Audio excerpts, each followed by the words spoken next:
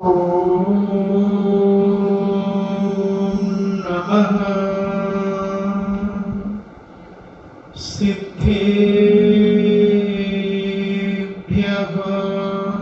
ॐ नमः सिद्धेभ्यः। ॐ नमः सिद्धेभ्यः। ॐ नमः सिद्धेभ्यः। नमो अरिहन्ताणम्।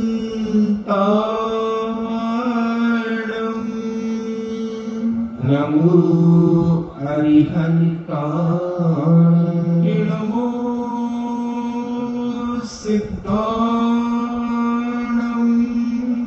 नमो सिद्धाणम्।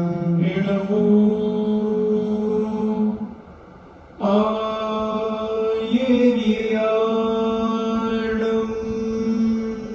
नमो आयर्याणम्। नमो उवज्झायाणम्।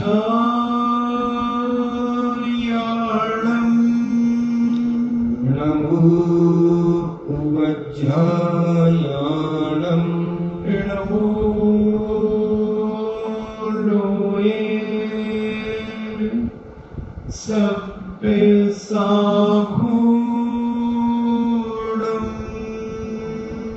नमो भूये सव्यसाहूणम्।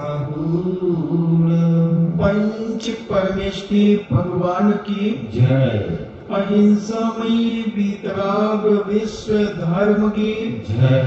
देवादिदेव 1008 श्री आदिनाथ भगवान की जय। देवादिदेव 1008 चिंतामणि भोग उपसर्ग विजेता श्री पार्श्वनाथ भगवान की जय। देवादिदेव 1008 शासन नायक बाल ब्रह्मचारी भगवान महावीर स्वामी की जय।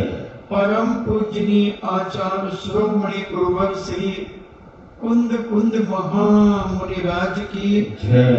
परम पूजनीय आचार्य शिरोमणि गुरुवर श्री विद्यासागर जी महामुनिराज की जय।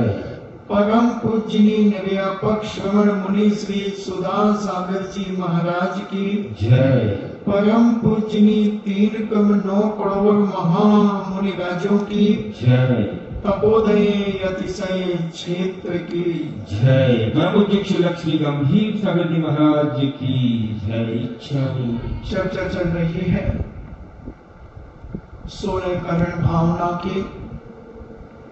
16 करण भावनाओं में कुछ हमने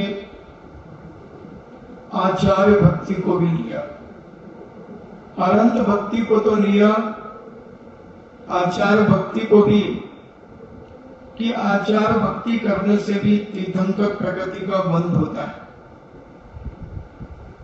तो आचार्य कैसा होता है, पहले तो अपन को ये समझना कौन होता है आचार्य। जब भी तो हम उसकी भक्ति करेंगे, अब हमें आचार्य का ज्ञान ही नहीं होगा कि आचार्य कौन है, तो हम उसकी भक्ति कैसे करेंगे। क्योंकि आचार्य की उपाधियां आज चाहे जिसे मिल रही है, जो देखो वही आचार्य हो रहा है। आदर्श स्कूल जो होते हैं आरएसएस के, उनमें टीचरों को भी आचार्य कहा जाता है, और भी शास्त्री आचार्य की डिग्रियां मिल जाती हैं। तो कहीं कोई ये ना समझ ले कि हम ऐसे आचार्यों की भक्ति करके 16 कारण भावना को भालें। और भी अगर थोड़ा सा अपन गहराई में जाएं तो कुछ खरीद फरोख्त में भी आचार्य बन रहे हैं। जैसे विधायक खरीदे जाते हैं, विधायक खरीद करके अपनी सीट को सुरक्षित किया जाता है। ऐसा ही कुछ अभी कुछ वर्षों पहले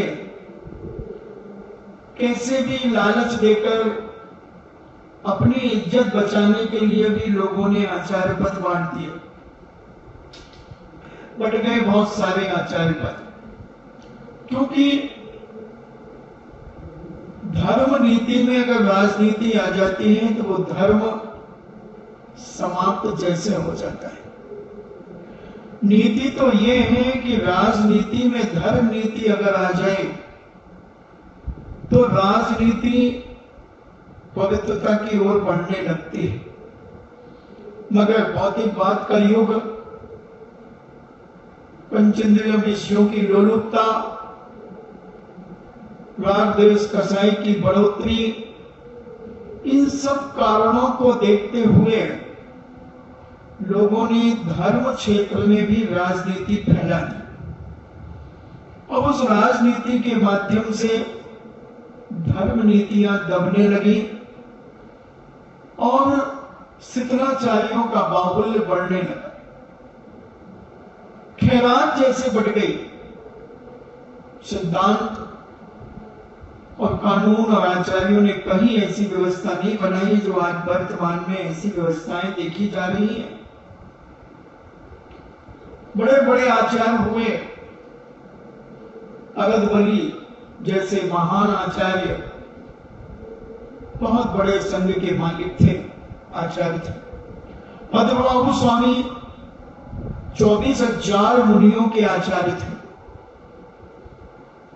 क्योंकि पढ़ने में कहीं भी नहीं मिला कि पूज्य पद्मबाबू स्वामी के अलावा और कोई उनके संघ में आचार्य आदि हो। कुंद स्वामी जैसे महान आचार्य 500 शिष्यों के आचार्य रहकर के उन्होंने पवित्र वेदवाद धर्म की प्रभावना की। इसलिए कुंद स्वामी ने भी आचार्य भक्ति लिखी, तो पूजपाद स्वामी ने भी आचार्य भक्ति लिखी। क्योंकि क्यों लिखना पड़ी आचार्य भक्ति? कि आचार्य कैसा हो, कैसे कौन से गुणों से संपन्न हो वो आचार्य, उसकी भक्ति करने से तीर्थंकर प्रगति का बंध होगा। किसी भी आचार्य की भक्ति करने से हो जाएगा? नहीं। जैसे किसी भी भगवान की भक्ति करने से तीर्थंकर प्रगति का बंध नहीं होगा, उसके भी लक्षण बताए कि उन 18 दोषों से रहित जो अनंत परमेष्टि है वही अनंत है। ऐसे किसकी कितनी शुद्धि होना चाहिए आचार्य पद की, कौन होना चाहिए आचार्य, कैसा आचार्य होना चाहिए, ये सारी की सारी चर्चाएं पूज्य कुंद स्वामी ने और पूज्य पूजपाद स्वामी ने भी, दोनों आचार्यों ने भक्ति को लिखा। और भक्ति का मतलब है उन आचार्यों के गुणानुवाद करना, उनके गुणों की महिमा गाना। इसी का नाम भक्ति है।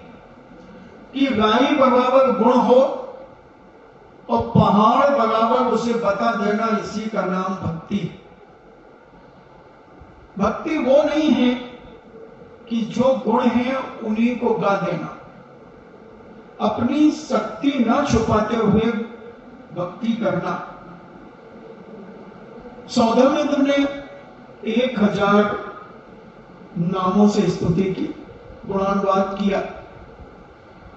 तो अपने अपने तरीके से गुणानुवाद किया जाता है, भक्ति की जाती है। मगर जिसकी भक्ति की जाती है उसकी पहचान भी होना चाहिए।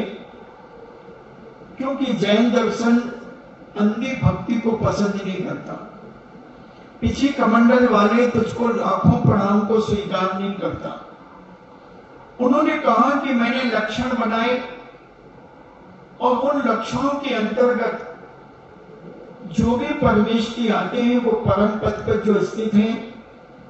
इसलिए 3,9 करोड़ मुनिराज 6ठे गुणस्थान से लेकर 14वें गुणस्थान तक के मुनिराजों को हमने मुनिराजों की संख्या में लिया। हमने मतलब हमारे आचार्यों ने, हमारे संतों ने, महंतों ने, भगवंतों ने, और कोई आज से नहीं कि आज को सिद्धाचार बढ़ गया हो तो यह संख्या आज निश्चित की गई हो। ये संख्या अनादिकाल से 5,93,98,206 छठे गुणस्थानवर्ती मुनिराज, उपशम श्रेणी में चढ़ने वाले 299, 299, 299, 299, छपक श्रेणी में चढ़ने वाले 598, 598, 598, 598 और छठे गुणस्थान के आधे 7वें गुणस्थान के हो जाते हैं और 13वें गुणस्थान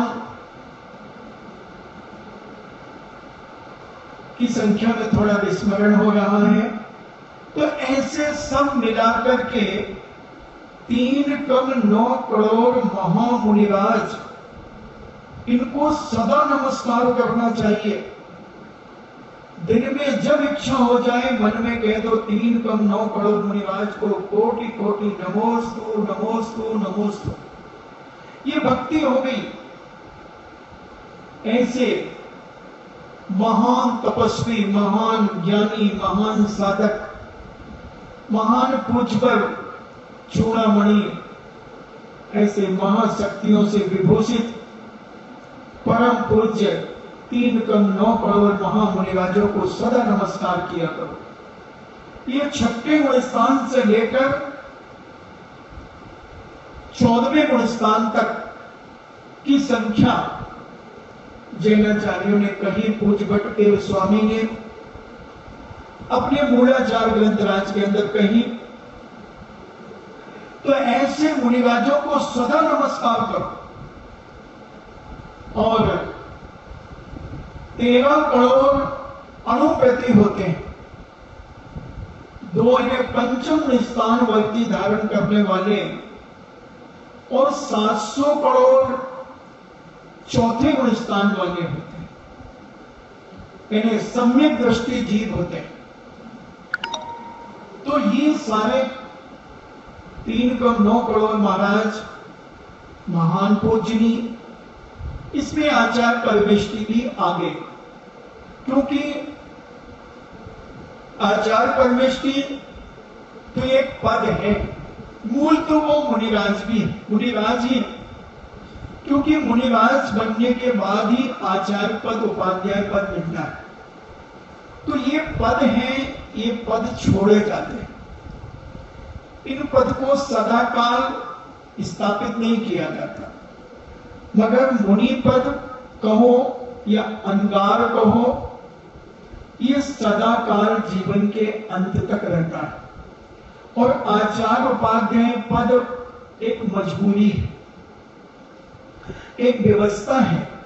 उस व्यवस्था को चलाने के लिए आचार्य पद दिया जाता है और उपाध्याय पद दिया जाता है।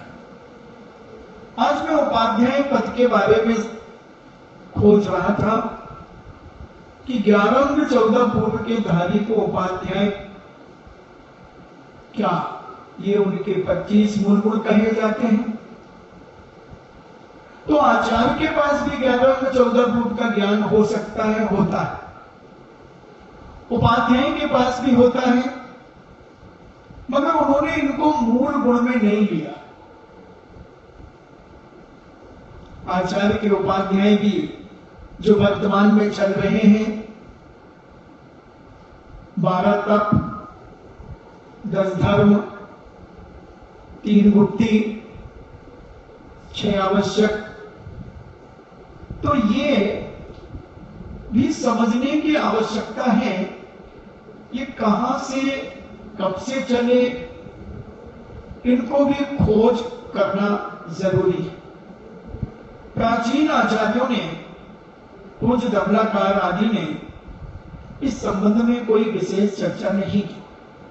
भगवती आराधनाकार ने कुछ मूल गुणों की चर्चा की है, उसको अपन कल समझने का प्रयास करेंगे अगर स्मरण में रहेगा। तो आज अपन उन आचार परमेष्टि के बारे में समझें जो कुंद स्वामी ने आचार परमेष्टि की चर्या के बारे में कहा, उनकी भक्ति की कैसा होना चाहिए आचार्य। देश कुल जाई शुद्धा, यानी देश किस देश के हैं, शुद्ध देश के हैं कि विलेज खंड के तो नहीं आगे। देश कुल और जाति से शुद्ध, यानी माता पिता की जाति और कुल शुद्ध है कि नहीं, और देश कुल जाई शुद्धा विशुद्ध मन वयन काय संयुक्ता, और जिनका विशुद्ध है मन वचन काय, उससे युक्त है, संयुक्त है, ऐसे पूज्यवर आचार परमेष्टि। और तुहिमा पाय पयो रूह मिव मंगल मत्तु में नित्यम, यानी जो देश कुल जाति से शुद्ध है और मन वचन काय जिनका विशुद्ध है, ऐसे आचार्य वर आपके आय पयोरूहम, यानी चरण कमल, ये इस लोक में मेरे लिए नित्यम नित्य ही मंगल होवे। यानी आचार्य कैसे होना चाहिए, जो देश कुल जाति से शुद्ध है और जिनका मन वचन काय विशुद्ध है, ऐसे आचार परमेष्टि के चरण कमल हमारे लिए मंगल हो लोक में, इस लोक में। अब अपन ये थर्मामीटर अपन ने बनाया, अब ये अपन थर्मामीटर लगा करके भक्ति करते चलेंगे। जिनका ये कुल देश, पहले तो देश शुद्ध होना चाहिए, फिर कुल शुद्ध होना चाहिए और जाति शुद्ध होना चाहिए। यानी जाति तो पिता माता की और कुल पिता का। तो पिता का कुल शुद्ध है कि नहीं, उन आचार्यों का जो आचार्य बन रहे हैं, जो बने हैं, उनका कुल यानी उनके पिता का कुल कम से कम 3 पीढ़ी तक तो शुद्ध होना ही चाहिए, और जाति शुद्ध होना चाहिए माता की, यानी ननिहाल पक्ष 3 पीढ़ी तक शुद्ध होना चाहिए। फिर विशुद्ध मन वयन काय संयुक्ता, और जिनका मन विशुद्ध है, मन वचन काय जिनका विशुद्ध है, ऐसे जो युक्त हैं, ऐसे आचार्य वर तो हिमम, यानी आपके पाय पयोरूहम, यानी ऐसे आचार्य परमेष्टि के चरण कमल इन्हें इस लोक में यानी मेरे लिए नित्यम यानी नित्य ही मंगलम होवे, यानी मंगल होवे। ऐसे आचार परमेष्टि हमारे लिए मंगल होवे। पिता के पक्ष को कुल कहते हैं और माता के पक्ष को जाति कहते हैं। ये पहले थोड़ा सा गड़बड़ हो गया, तो इसको सब सुधार कर लेंगे कि पिता का जो पक्ष होता है वो कुल कहलाता है, और माता का पक्ष यानी जो ननिहाल पक्ष है बच्चों का, वह जाति कहलाता है। तो ऐसे देश कुल जाई शुद्धा, इन्हें देश कुल जाति से जो शुद्ध हैं, पवित्र हैं और जिनका मन वचन काया विशुद्ध है, ऐसे आचार्य परमेश की इस लोक में हमारे लिए मंगल होवे। और भी प्रभाचंद महाराज ने इस पर टीका लिखी है, तो वो कहते हैं स्वपर पर समय विद्धूण, स्वपर समय के विज्ञाता, यानी जो स्व और पर के विज्ञाता हैं, यानी विशेषज्ञ हैं, चावी तथा आगम हेतुहिम, और आगम के हेतुओं के द्वारा जानतीता,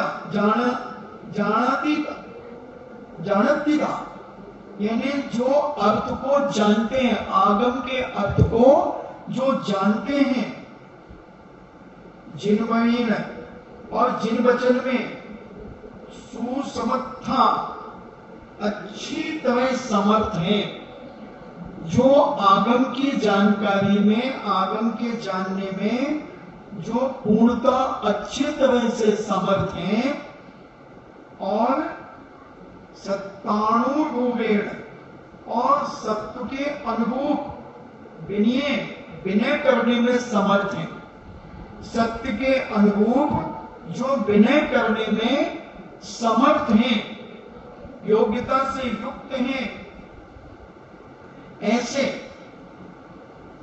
यानी वह जीवादि जो सात तत्व का प्रतिपादन करने के लिए जीवादि सात तत्व और 9 पदार्थों को जानकर सुखी स्वयं अपना और पर का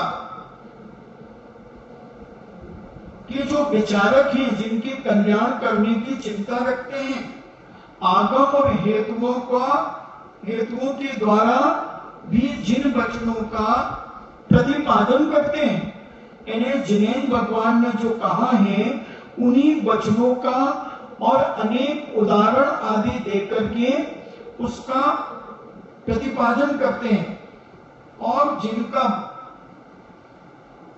प्रतिपादन करने के लिए वचनों का समर्थन करने में वह अच्छी तरह समर्थ हैं, तथा शक्ति के अनुरूप विनय करने में समर्थ हैं।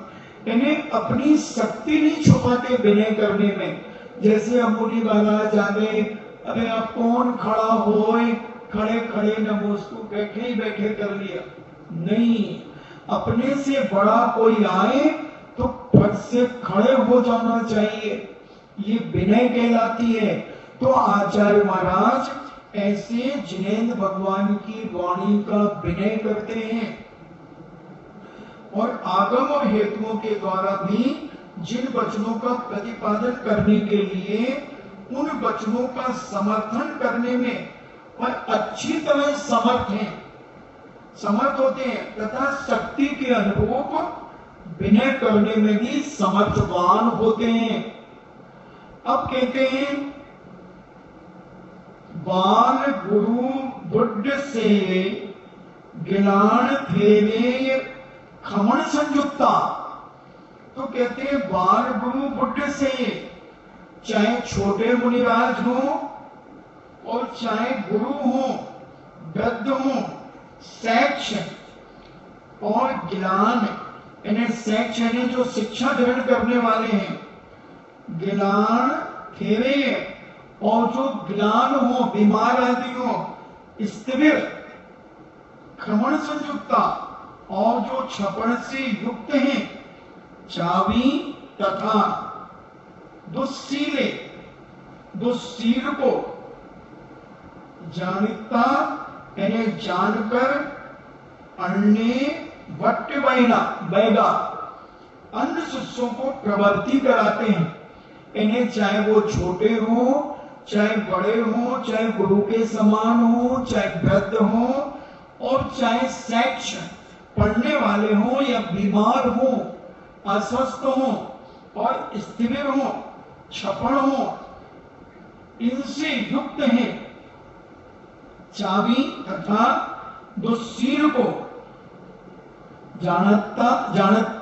जानतिता और जो जानकर अन्य शिष्यों को प्रवृत्ति कराते हैं, वह समिति बुद्ध की युक्ता, यानी वह आचार्य व्रत समिति और गुप्ति से युक्त होते हैं। गुणों तथा अन्य यानी अन्य जनों को मुक्ति पैठा मुक्ति पथ पर स्थापित करते हैं। और वो आचार्य क्या करते हैं? मुक्ति पथ पर अन्य साधु संत श्रावक श्राविकाओं को स्थापित करते हैं। अच्छा वह गुण नीले, वह उपाध्याय के गुणों के आलय होते हैं। अभी तथा साधु गुणेण संयुक्ता, और साधु के गुणों से भी संयुक्त होते हैं। आचार परमेष्टि के अंदर उपाध्याय परमेष्टि के गुण और साधु परमेष्टि के गुण भी संयुक्त होते हैं, युक्त होते हैं। और कैसे होते हैं? उत्तम उत्तम क्षमा से जो गुण भी, और कैसे पृथ्वी के क्षमावान होते, जैसे पृथ्वी के ऊपर तुम मलमूत्र का विसर्जन कर देते हो, गंदगी फेंक देते हो, अपना गंदगी कचरा फेंक देते हो, तो भी वह पृथ्वी उत्तेजित नहीं होती। ऐसे ही क्षमावान उत्तम क्षमा से जो पृथ्वी के समान है, ऐसे प्रसन्न भाव से अच्छा जल सरिसा स्वच्छ जल के समान। कैसे है वो आचार? जैसे स्वच्छ जल होता है, ऐसे स्वच्छ जल के समान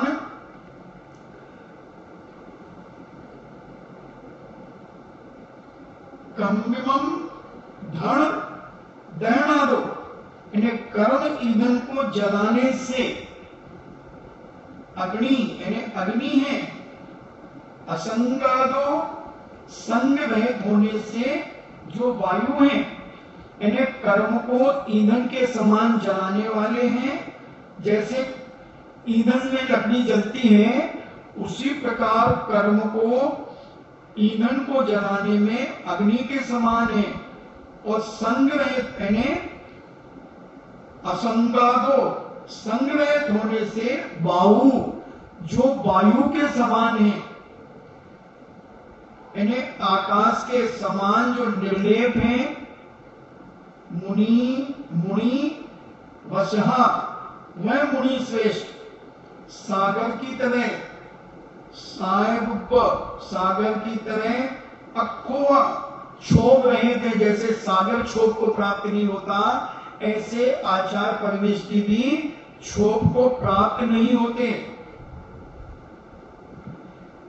एरिस गुण नियाना, इस प्रकार के गुणों के स्थान आचार्यों के चरणों को शुद्ध मनो यानी मैं शुद्ध मन से प्रणमामी यानी प्रणाम करता हूं।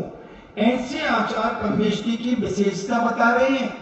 ऐसे नहीं कि पीछे कमंडल वाले तुझको लाखों प्रणाम, कैसा भी आ जाए, लैपटॉप लेकर के आ जाए, मंत्र तंत्र करने वाला आ जाए, दवाइयां बेचने वाला आ जाए, और अपने साथ दुनिया के बर्तन और दुनिया के सब रखें और कहें हमें पूछो, इसमें चौका लगाओ, हमारे बर्तन में चौका लगाओ,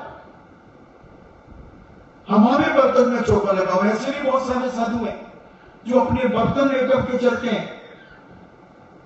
कुछ आलिकाएं भी हैं जो अपने बर्तन चांदी के बर्तनों में आहार करती हैं, अपना सिंहासन साथ में लेकर के चलती हैं। ये साधुपना नहीं है, ये गणनीपना नहीं है, ये आचारपना नहीं है। आचार तो वो है सहज, जहां जगह मिली। हमारे आचार्य महाराज कहीं भी बैठ जाते हैं, कोई सिंहासन की जरूरत नहीं उनको कि नहीं साहब सिंहासन होना चाहिए। एक संस्मरण याद आ गया, उज्जवल 1983 में श्री सम्मेद की वंदना के लिए उन्होंने मन बनाया। वो कहते तो किसी से है नहीं, विहार करते हुए कटनी पहुंचे। कटनी में बड़ी समाज थी और कटनी में कुछ मन बना और आचार्य सिंह ने विहार किया। तो लोगों ने सिंहासन रख लिया, भगवान रख लिए, कि आचार्य और मां सारी खूब व्यवस्थाएं, ट्रक, हाथी, बसें, घोड़े, दुनिया के सब रख लिए। अब आचार्य श्री पहले स्थान पर जब रुके तो सिंहासन रख दिया, तो उन्होंने कहा हो सकता है इस गांव में मिल गया होगा, बैठ गए उस पर। दूसरे स्थान पर जब रुके तो वही सिंहासन, तो आचार्य जी कहते ये सिंहासन का मेरे साथ चल रहा है क्या? तो बोले हाँ, ले जाओ यहां से। और आचार्य जी को जब किसी चीज का निषेध करना होता तो उनकी टोन बदल जाती है, आवाज बदल जाती है। ले जाओ यहां से, क्यों लेकर चल रहे हो, चलो। और फिर मुस्कुराएंगे नीचे से करके। वो गुस्सा नहीं करते, ऊपर से दिखावा करते हैं, मगर उनका रौब ऐसा होता है कि जो आदमी एक बार सुन ले तो कांप जाए। आचार्य के एक एक लक्षण जो अपन अभी सुनेंगे वो पूर्णतः एक एक आचार्य श्री में घटते हैं। एक लक्षण भी आचार्य श्री के विरुद्ध नहीं है जो उनके अंदर ना हो, जो पूछपाछ स्वामी ने और कुंद स्वामी ने लिखा। मैंने बहुत विचार किया कि ऐसा क्या पंचम काल में ऐसे आचार्य हो सकते हैं? तो ज्येष्ठ और श्रेष्ठ आचार्य अगर कोई है भारत के अंदर दिगंबर जैन धर्म में, वो आचार्य विद्यासागर जी महाराज।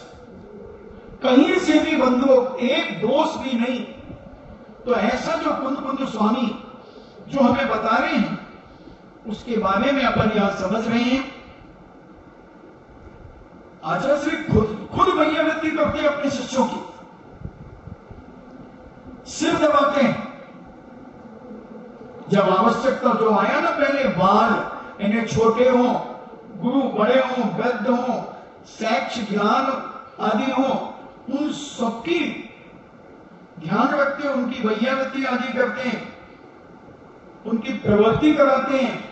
कोई किसी कार में उसे नहीं बन रहा, उसे सिखाते हैं, पढ़ाते हैं, लिखाते हैं, सब कुछ करते हैं। तो ऐसे पूज्य आचार्य महाराज पुनः तथा बंभ ममाणे ही इन्हें भ्रमण करते हुए भव्य जीवे ही भव्य जीवों को संसार कारणे, इस संसार रूपी जंगल में, कानन में, तो हम आपके पसायण इन्हें प्रसाद से हुए ही निर्वाणस्य, निर्माण का मकुल तो मार्ग प्राप्त हुआ। भक्त कहता है, पूज्य कुंद स्वामी यहां पर कह रहे हैं कि हे प्रभु, आपके भ्रमण करते हुए भव्य जीवों को संसार रूपी जंगल में आपके प्रसाद से निर्माणस्य मक्खणो लब्धो मार्ग प्राप्त हुआ।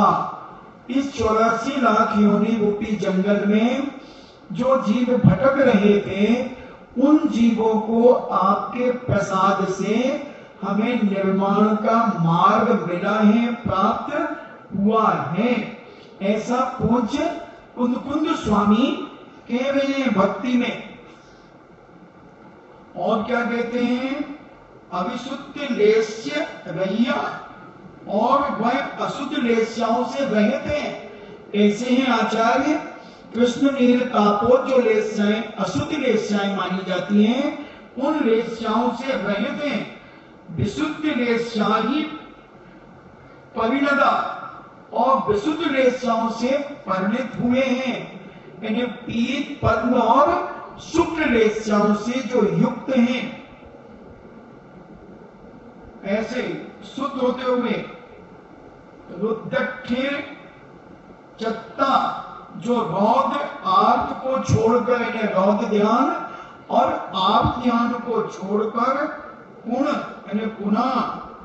धम्मे सुखे, धर्म और शुक्ल ध्यान में संयुक्ता यानी संयुक्त हैं, लगे रहते हैं, जो हमेशा धर्म ध्यान की चर्चा और धर्म ध्यान में और शुक्ल ध्यान में लगे रहते हैं। ऐसे आचार्य परमेष्ठी तेल और लकड़ी में नहीं लगे रहते, हमेशा धर्म ध्यान में से युक्त रहते हैं, संयुक्त रहते हैं।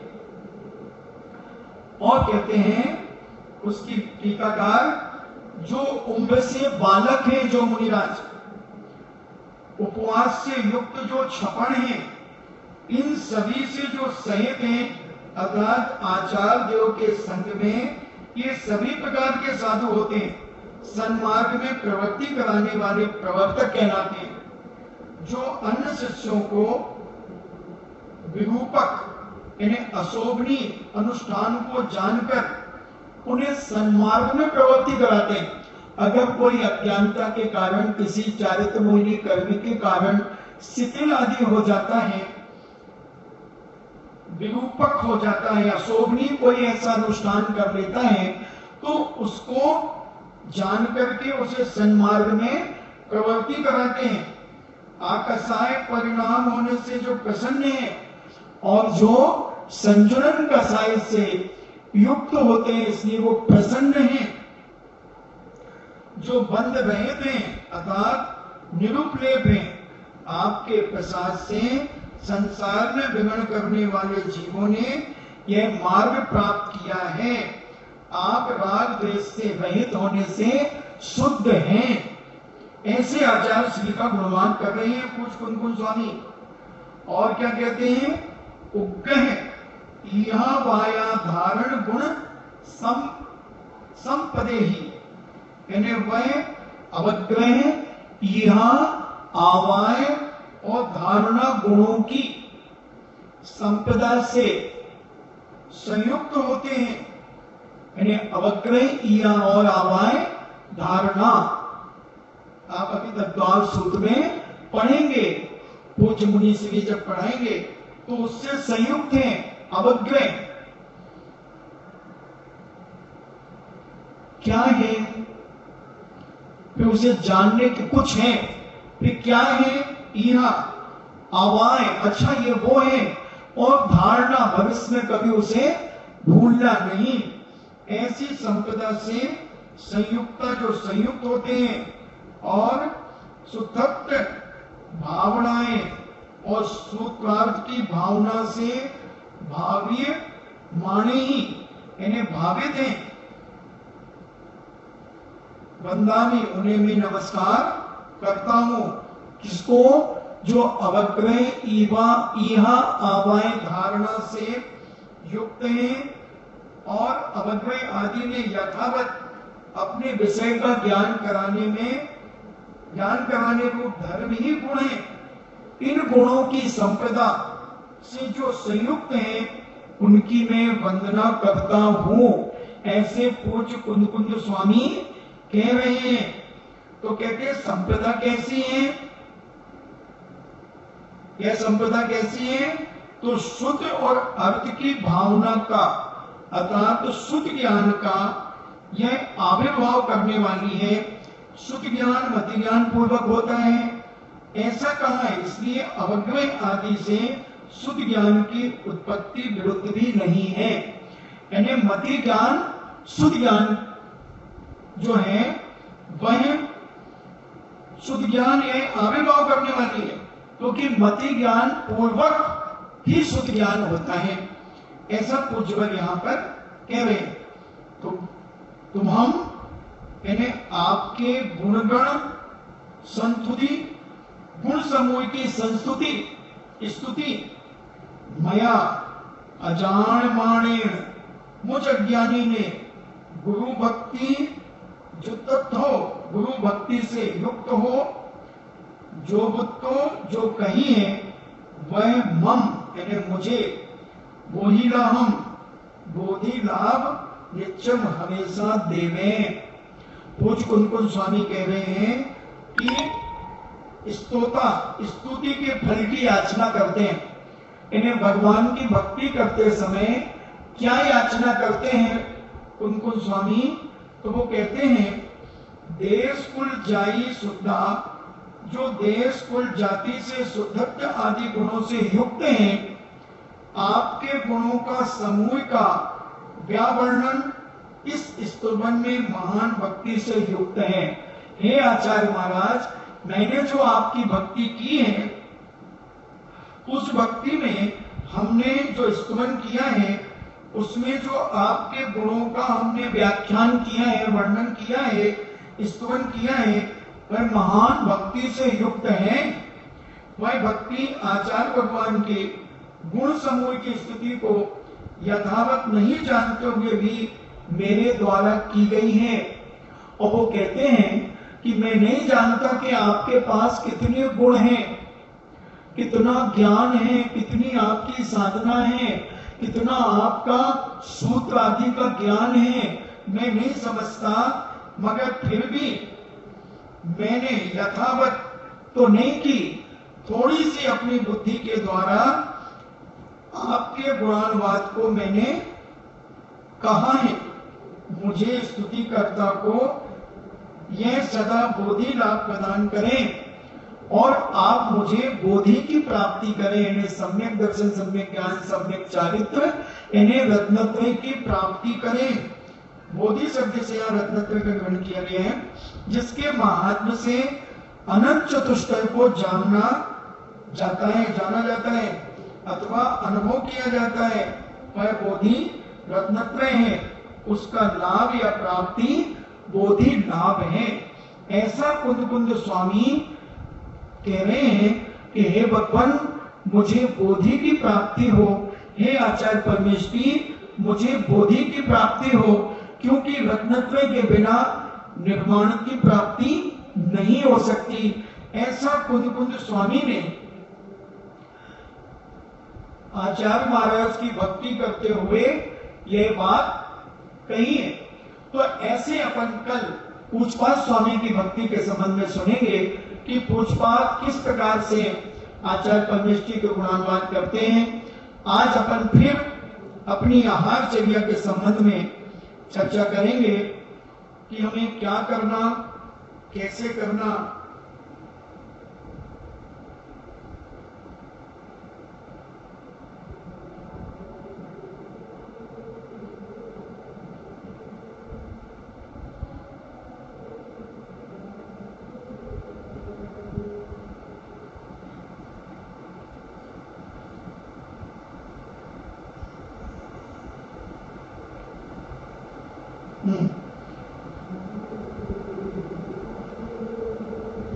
यदि कभी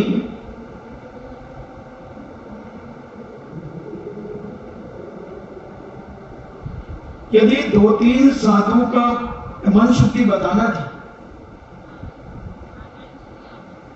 वो मैं शांति पर प्रदर्शन लाया नहीं, अभी आगे की बातें बता देता हूं, फिर कल कर देंगे। अभी तो दीपावली तक का अपन बने हैं, यहाँ पर बने ही, कलश स्थापना हो गई, झंडा रोहण हो गया, सभी हो गया, अब तो बंधे ही। इसलिए चिंता नहीं करो, अभी तो 4 महीने, क्योंकि 1 महीना और एक्स्ट्रा है इस बार, तो 4 महीने अभी लगभग बाकी हैं। तो हम तुम्हें कल मन शुद्धि, वचन शुद्धि और काय शुद्धि के बारे में भी एक वैज्ञानिक तरीके से बताएंगे कि विज्ञान की दृष्टि में मन शुद्धि क्या है, वचन शुद्धि क्या है, काय शुद्धि क्या है, ये अपन समझने का विचार करेंगे। और कुछ शुद्धियां और बताएंगे आपके भोजन संबंधी भी वैज्ञानिक तरीके से, और उनकी मर्यादाएं के संबंध में भी हम बताएंगे, क्योंकि कई लोग मर्यादा का ज्ञान नहीं होने से कई लोग कहते हैं 3 दिन का उसको गर्म कर लो तो चौथे दिन भी चल जाएगा, कुछ ऐसी अकल भी चला देते हैं। तो उनकी अकल को भी हम सकल में परिवर्तित करेंगे।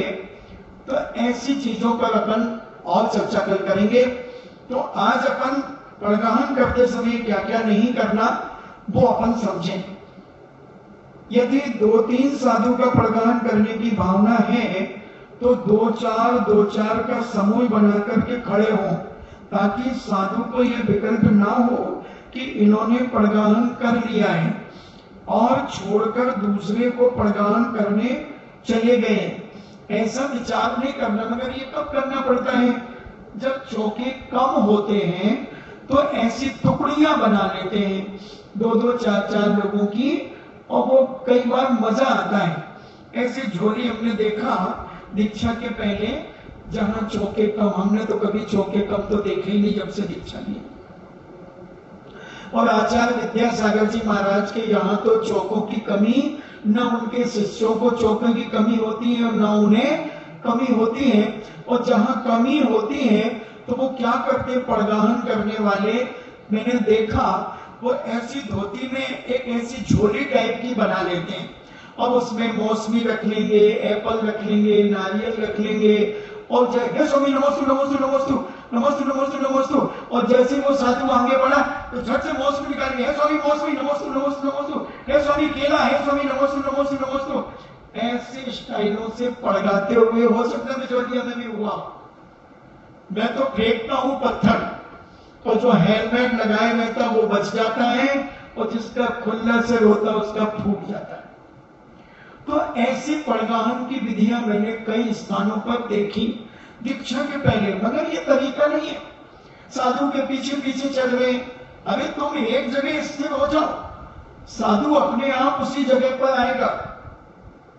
किसके यहाँ जाए? तुम 10-5 चौके वाले एक साथ घेर के चल रहे हो, हे स्वामी नमोस्तु नमोस्तु नमोस्तु, हे स्वामी नमोस्तु नमोस्तु, केला महाराज जी नमोस्तु नमोस्तु नमोस्तु, हे अमरूद महाराज जी नमोस्तु नमोस्तु नमोस्तु। अब वो कहाँ रुक जाए? अभी झगड़ा हो जाए, वो क्या हमारे यहाँ रुके थे, वो कहते हमारे यहाँ रुके थे, तो साधु उपास कर लेगा। आप तो एक जगह स्थिर हो जाओ, जैसे ही पता चले कि कोई साधु लौट रहे हैं, आप एक जगह पे खड़े हो जाओ। अब उनके पीछे पीछे दौड़ रहे हो तो वो कहता है चूहा भाग बिल्ली आई, चूहा भाग बिल्ली आई, तो उनके पीछे जाओगे तो वो क्या करेंगे?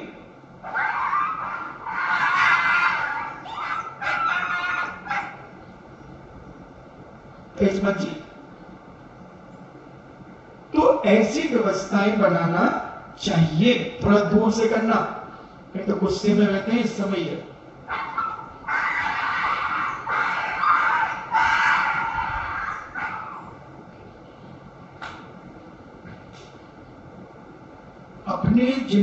आपने जिनको पढ़ाया है उनकी जिम्मेदारी से पूरा आहार करावें।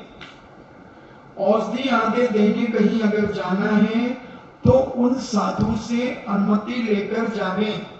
यदि साधु को जाना पसंद नहीं हो तो पूछे ही नहीं, उन्हीं के आहार पूरे करावें। एक दिन औषधि ना चले तो कोई बात नहीं है, मगर उन्हें खपा ना करें, उन्हें क्रोधित ना करें, उनके मन को विक्षिप्त ना करें। यदि सभी साधुओं को आहार देने का विकल्प हो तो पड़गाहन करने में खड़े ना हो गए।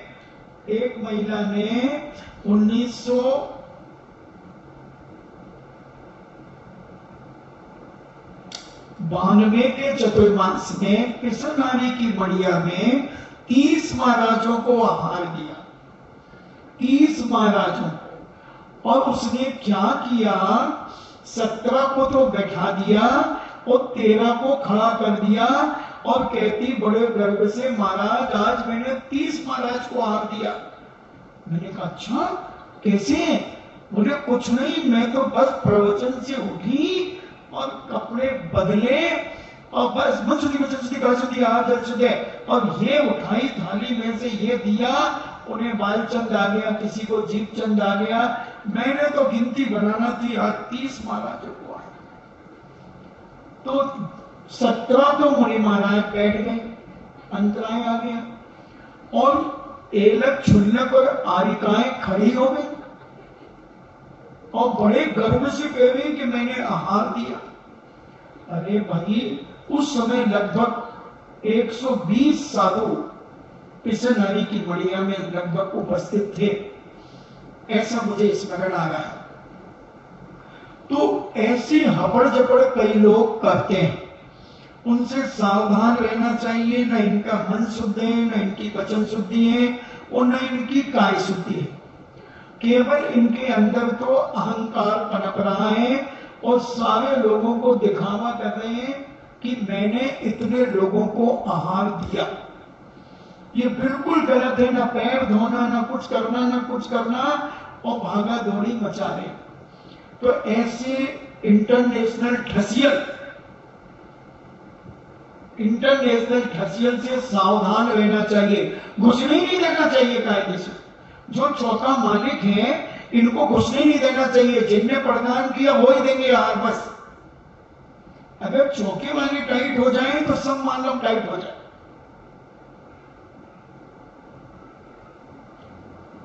तो सभी साधुओं को आहार देने का अगर विकल्प हो तो प्रदान नहीं करें, ताकि कहीं भी जाने में विकल्प नहीं हो। प्रदान करते समय ठूंठ जैसे खड़े न रहें। जैसे ठूंठ खड़ा होता है ना, जैसे पेड़ खड़ा होता है, स्वामी नमोस्तु जैसे कमर में स्टील की राड डली हो। नहीं, अरे बिल्कुल जैसे बैत का पेड़ हवा में ऐसे झूमता है, ऐसे झूमता है, ऐसे तुम नम्र हो जाओ। बिल्कुल कुछ नहीं है, भक्ति ही शक्ति है। भक्ति से ही साधु खिंचता है। दाने दाने में लिखा है खाने वाले का नाम। इसलिए अपनी भक्ति प्रदर्शन करो। भक्ति तो सभी रखते हैं, मगर किसी की विशेष भक्ति हो जाती है, उसकी करुणा, उसके भाव विशुद्ध हो जाते हैं। भक्ति तो सभी रखते हैं, मगर परिणामों में जो विचित्रता होती है सबके अपने अपने। अगर जब हमारे मुनि महाराजों के लिए कह दिया कि परिणाम एक से नहीं होते, विशुद्धि लब्धि गुण एक से नहीं होती, कम ज्यादा विशुद्धि। मुनि महाराज देखने में तो सब आ गए, ऐसे पढ़ाने में सारे एक से खड़े, मगर अंदर की विशुद्धि वो तुम सब अपनी अपनी पहचान। 7वें गुण स्थान में, अपूर्वकरण में, 8वें में, अनुवृत्तिकरण में एक साथ दीक्षा लेते हैं और उनके परिणामों में अलग अलग परिणाम रहते हैं। 8वें गुण स्थान में पहुंचने के बाद एक साथ दीक्षा ली, एक मंच पे दीक्षा ली, और परिणाम अपूर्वकरण, अनुवृत्तिकरण, 9वें गुण स्थानों में परिवर्तन में परिवर्तन। ऐसे तुम कहते 50 चौके वाले खड़े हैं, तो क्या सबके परिणाम एक से हैं? हो ही नहीं सकते। जब मुनिराज बीतराग अवस्था में आ रहे हैं, 7वें 8वें गुण स्थान में झूल रहे हैं, उनके परिणाम एक से नहीं है, तो तुम्हारे तो भी 4थे गुण स्थान का भी पतियारा नहीं है। और तुम कह रहे हो कि नहीं हमारी भी तो भक्ति है, उनकी भी भक्ति तो है, इसमें दो मत नहीं है। मगर कितनी कितनी भक्ति किस किस के प्रति है, ये थर्मामीटर खुद अपना लगा लो। उनके यहां तो जल्दी जल्दी हो जाते हैं, हमारे यहां तो देर से होते हैं। तो देर से होते हैं तो अब क्या कर सकते हैं? और विशुद्धि बढ़ा, वाचा से कहते माला फेरो माला, पुण्य गाढ़ा करो। पुण्य पतला है, पानी ज्यादा डाल दिया, लपसी बन गई। हलवा बनाना है उसको, तो थोड़ा सा और अग्नि को तपाओ, और तपा करके थोड़ा चलाओ, थोड़ा घी डाल दो, थोड़ा घी, पतली हो गई, और वो बना करके तैयार करो। फिर देखो पहले ही दिन लो धमाका, पहले ही दिन लो धमाका। 1986 की बात है। आचार्य श्री 40 दिन हो गए हमारे प्रकाहन में नहीं आए, हमारे चौके में। और चिंता मत करो, 40 दिन में 44 साधु के आहार तो हुए, मगर आचार्य श्री नहीं पड़ गए हैं। तो मैंने तो कुछ नहीं बोला। जो आश्रम की संचालिका थी, मणि भाई जी, गत्ती भाई जी, दरखा भाई जी, वो जाकर के आचार्य जी से कहे, महाराज जी देखो वो भैया जबलपुर वाला नाम लेके, उनके तो अभी देखो 40 दिन हो गए, आप कहा चुप रहो, उसको तो विकल्प नहीं है, तुम्हें ज्यादा विकल्प होता है, उठो यहां से, उठो यहां से। फिर बिहार हो गया, हम बिहार में भी चले, फिर लौट करके पपोया जी आ गए, आचार्य श्री पपोया जी आ गए। 60 दिन के बाद लगभग आचार्य श्री का आहार हुआ। फिर हमने राशन पानी लेकर के फिर हम गए और हमने कहा चाची ये बताओ 60 दिन के बाद आहार क्यों हुआ, क्या गलती थी अब बताओ। पहले कुछ नहीं बोले तो कहते हैं कुछ नहीं, गलती कुछ नहीं थी। फिर हमने कहा पड़गाहन का मौका क्यों नहीं मिला, तो कहते हैं पिसनारी की मड़िया में 84 में कितने दिन में पड़ जाते थे। हमने कहा 8-10 दिन में। हाँ तो कोई इकट्ठा कमा करके ब्याज खाता है, कोई रोज रोज कमा के खाता है। तो तुमने 8 महीने हम रुके तो 8 महीने में तुमने महीने में 3 बार पड़ जाया, तो 8 3 24 बार तुमने मुझे पड़गाहन कर लिया। तो दूसरे भी तो हैं, दूसरे भी तो हैं। तो हमने कहा ठीक है, मैंने तो शिकायत की नहीं, मैंने तो पूछा है कि भाई कोई गलती हो गई है तो प्रायश्चित दे दो। बोले नहीं नहीं कोई गलती नहीं। तो पड़गाहन करते समय ठूंठ जैसे खड़े नहीं होना चाहिए, बहुत विनय से झुकना चाहिए, नम्र होना चाहिए। जैसे बेत का पेड़ आंधी तूफान में झूल जाता है, कई बार तो जमीन स्पर्श कर लेता है, ऐसा आप भी अपनी तुम जमीन में स्पर्श नहीं करना, नहीं तो तुमको लाठी खा जाओगे। इसलिए तुम अपने 90 अंश का कोण तो कम से कम बनाओ, और 60 अंश का बन जाए तो और कोई बाधा नहीं है। जो मैथमेटिक्स जानता होगा वो 60-90 अंश के कोण जानता होगा। तुम तो 180 अंश के कोण में खड़े रहते हो। नहीं, झुको।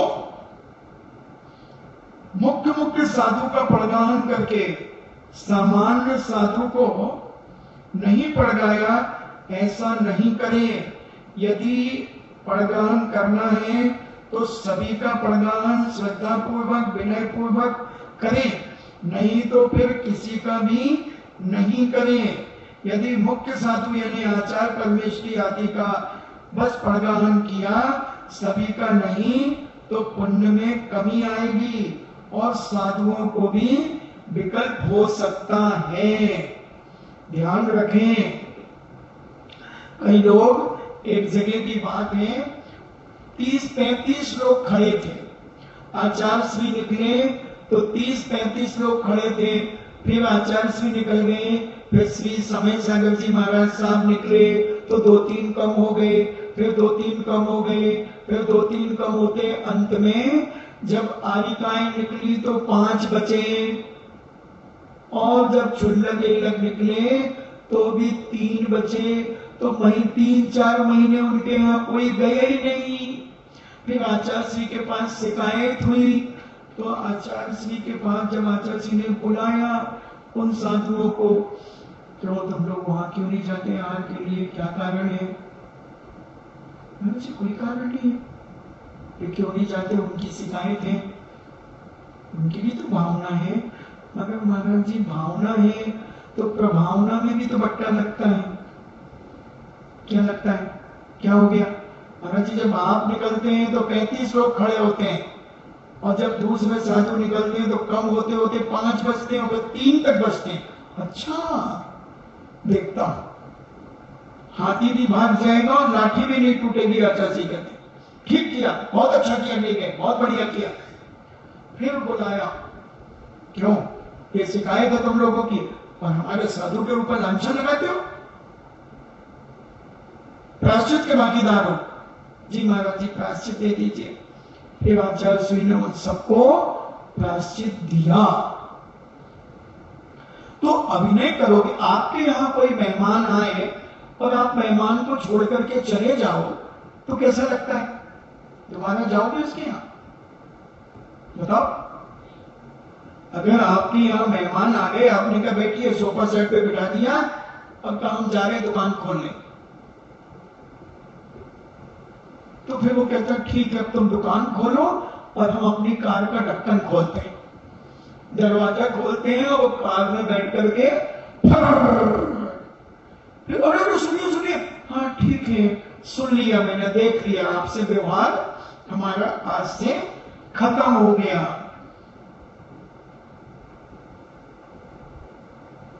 यदि यदि आपको क्रोध आ रहा है, कोई तनाव जैसी मनोदशा है, लड़ाई झगड़ा हो गया है, तो पड़गाहन नहीं करें। पहले मनोसुखी पसंद कर लें, फिर पड़गाहन करें। अगर मन में कोई विकल्प है, कोई टेंशन है, कोई कहीं से कुछ बुराई चल रही है, या किसी के यहाँ कुछ मांगने गए थे और उसने मना कर दिया है, तो तुम भिनभिना गए हो थोड़े से, तो उस दिन पड़गाहन करने खड़े मत हो, नहीं तो यदवा तदवा मुंह से निकल जाएगा और अंतराय जरूर आएगा। मन खिन्न है तो फिर खिन्न ही हो जाएगा सब। हाँ, कई बार कोई कहता जल्दी से तुम्हारे यहाँ वो आंवले की चटनी है, देना थोड़ी सी, हमें दे देना, हमारे यहाँ बन नहीं पाई। अमरूद की चटनी दे देना, कहीं ये दे देना। कई लोगों की मांगने की आदत होती, मांग मांग करके चौका लगाते। हाँ, ऐसे आदमियों को चौका लगाने की कोई जरूरत नहीं है। और फिर कोई नहीं दे, वो उसे अपना बचा के रखना है, और नहीं दे तो वो 17 में और उसको बदनाम करे कि भाई उसके यहाँ गए थे तो उसने दी नहीं, देखो भाई हमको हम दे देते, जा उसको डबल दे देते वापस। नहीं, क्यों मांगना, जो है उसी में करो ना। फिर ना होगा कोरोना, उसी में करो ना, मांगना नहीं। और नहीं दे उसकी मर्जी, दे नहीं दे उसकी मर्जी, तो मुंह फुला के क्यों बैठ गए? और मुंह फुला के पड़ गए और मक्खी बैठ जाए तो गुब्बारा फूट जाए। मांग मांग करके पड़गाहन करना ये उचित नहीं है, आगम निषेध करता है। चंदा चक्के से चौका लगाना। और सुना दूं, अब स्मरण में आ गया, कैसे तो भरी है, थोड़ी सी लेट हो जाएंगे, ला दीजिएगा 5 मिनट।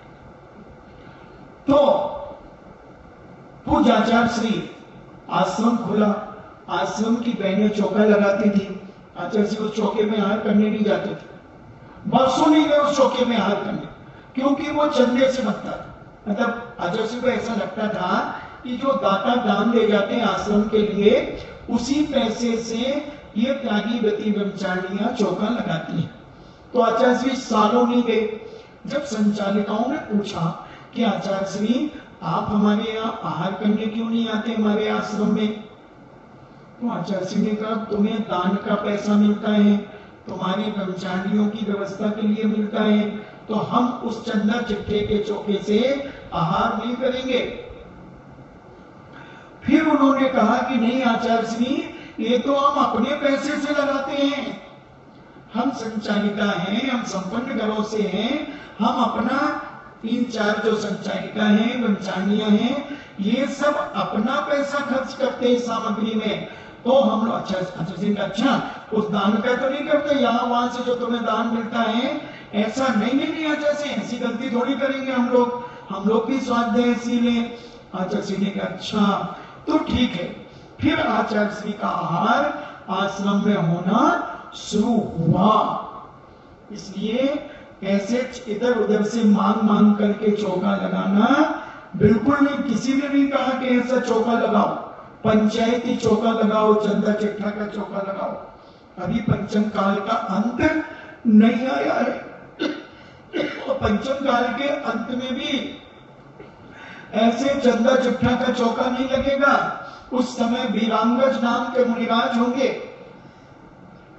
और सर्वश्री नाम की आरिका होगी, अग्निल नाम का श्रावक होगा, और पंगुश्री नाम की श्राविका होगी। ये दोनों श्रावक श्राविका अपनी चंचला लक्ष्मी से ही उन मुनिराज और आरिका को आहार कराएंगे। कोई यहां वहां से कुछ नहीं मांगेंगे। एक कील भी क्यों मांगो, अपनी व्यवस्था करके लाओ, पुण्य कमाना है तो ऐसा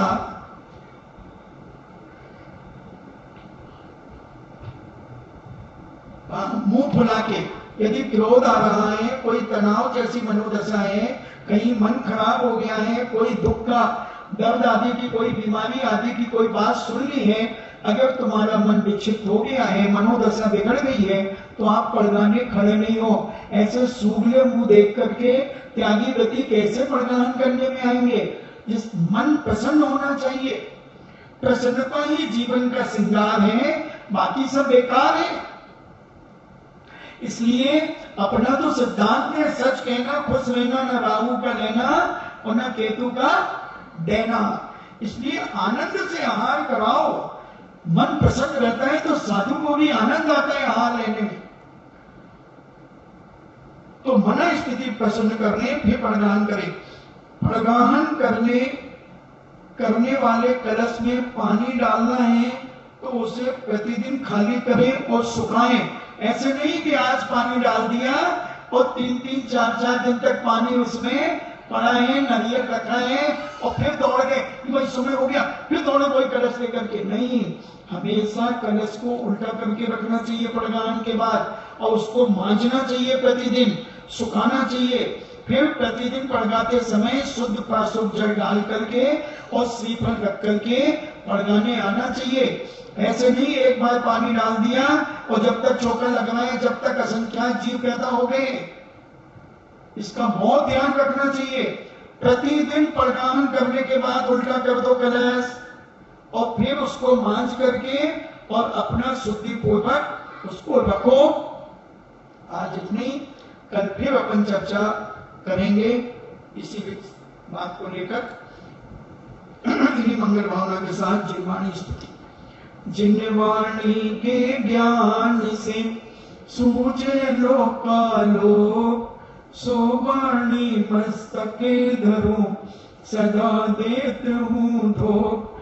हे जिनवाणी भारती तो ही जपो दिन रे, जो तेरो सरना गहे सो पावे सुख चैन।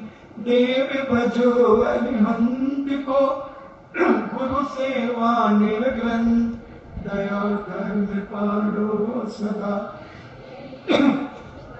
यही मोक्ष का पंथ। नोवार नमः।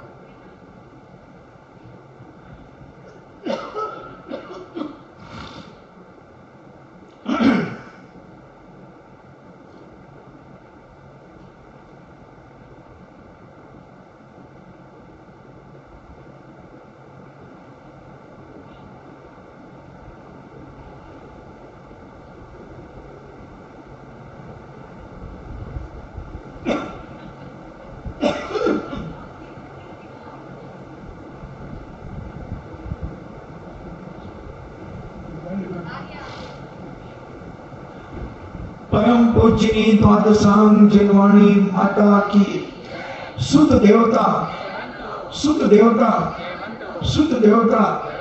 जैनम जेतो शासनम, जैनम जेतो शासनम, जैनम जेतो शासनम।